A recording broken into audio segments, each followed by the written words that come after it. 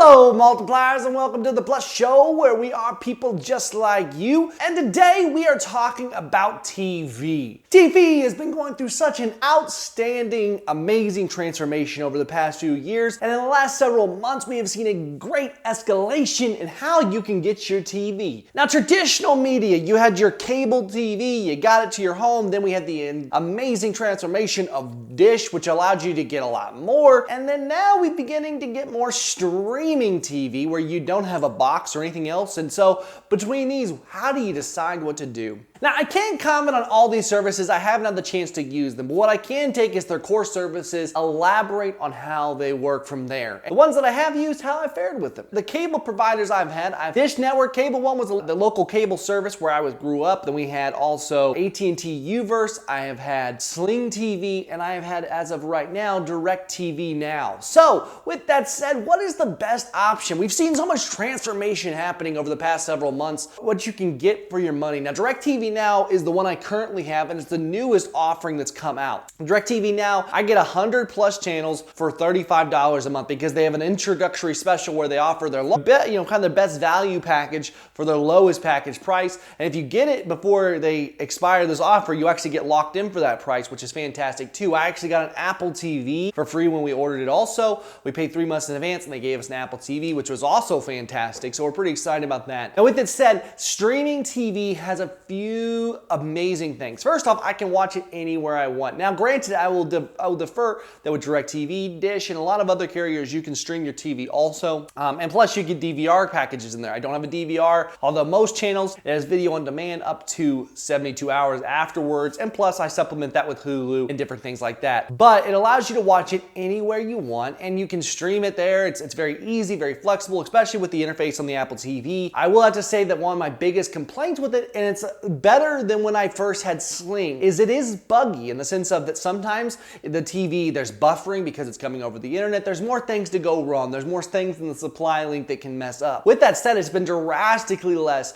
than with Sling. I tried Sling on 2 separate different occasions, and I found that the channel selection for me was much poorer. I get a lot more channels that I enjoy and I like on DirecTV Now for $15 more a month, and you can get some of those and most of those with Sling TV if you go up in packages. But actually, then I surpassed the current price I'm paying for DirecTV Now. Let alone, I like the interface better. I like it overall a lot better. I think it's more efficient. Now, with that said, Sling was a drastically different state for me. I remember every time I tried to watch anything, it was constantly buffering. It was glitching. It just didn't work well at all. Now, granted, I used it on the Xbox One primarily, and with that, I heard there was some extra glitches that came in that interface, but that was my primary form of entertainment hub, basically, is my Xbox One. I found myself slightly annoyed with that, and I didn't like it because we would try to watch a basketball game and all of a sudden you'd be watching and it'd get super duper fuzzy, which I haven't even had at all, really a downgrade in image quality. In fact, I've been overwhelmingly impressed with the image quality I've got from my DirecTV Now. Other than some slight staggers, which usually only last a couple seconds and it catches up, I'd say I've been vastly,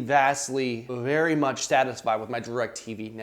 Now, comparing it to local services, Sling TV starts at $20 a month or $30. Now, their tagline is no junk channels. I have to say that's not how I found it. In fact, most of the channels were what I would consider junk channels for me. I mean, you have El Rey, which I don't even know what that is. I think it's a Spanish channel, but obviously for me, now for some people, you may love that. I don't mean to say it's not, but that's not a channel that I watch. Viceland, Travel, Access TV, Newsy, Cheddar, Boomerang, Local Now, and Polaris. All of those are channels that I have no care for. But when you only have 30 channels, that's like over half of them that were channels that I would not watch. DirecTV Now, on the other hand, what I found there is I have most of the channels I want. In fact, I can't really think of any that I have that I wish, other than I wish I had local channels. That is a humongous frustration, is not having those local channels. But with a simple addition of an antenna, I can get past that. And let alone that they're actually working on getting those to come forward too. But that is definitely stuff that's like little nitpicking. But I have to say, those are things that mean a lot to me. I get 100 plus channels for $35 a month with DirecTV Now. I have found it to be a lot less buggy when I felt what I suffered with Sling, and it's a brand new service, so you expect there to be some issues, but it's already better than what I had for a service that had been out for several months before. So I'm excited to see as it's inevitably going to progress and get better with the whole weight of not only DirecTV, which is a massive company, but AT&T, who now owns Directv. So I think it's going to get fantastically better in the future. So now you can look always to the classic options. Now, I'm not necessarily going to focus on cable TV because cable TV is different everywhere you are. You can't really draw a baseline because everywhere has different cable TV providers. Here in Springfield, we have Mediacom, who are horrible in my personal opinion. Now with DirecTV, you get a lot of channels. It looks like from the comparison here, you get a similar amount of value. DirecTV's base level package, $50 a month, and it gets you 145 channels. That 100 channel you get from DirecTV Now is normally going to be $60 a month. So you have to say there, wow, I get a lot more channels for my money, and I would totally acknowledge that as that right there sounds like a better deal to me personally. But as you look a little closer, you see that it says in that little fine print, and that's where it gets you. You have to do a 2-year agreement, and it only guarantees that price for the first year, and the regular price is $115. Dish is pretty much the same story, with their top package being 190 channels at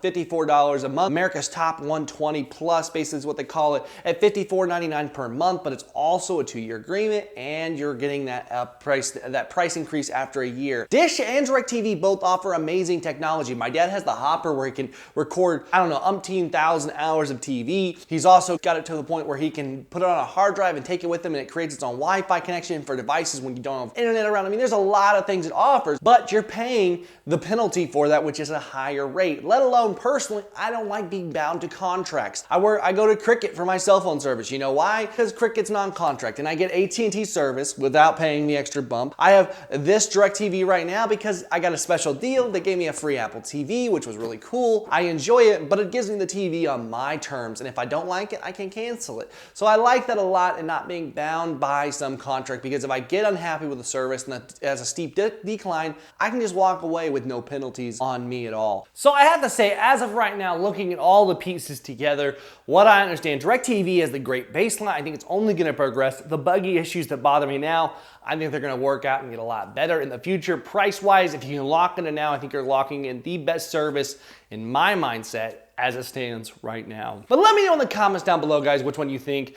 What do you agree, disagree? I'd love to hear your thoughts. And for our daily nugget of the day, guys, we're talking about entertainment. Last week, or about 2 weeks ago now, PewDiePie came out with a video of like, I'm not that happy, essentially. Casey Neistat answered and so on, about people on these daily vloggers who put up a face of being so happy and joyous, and inside they're depressed individuals.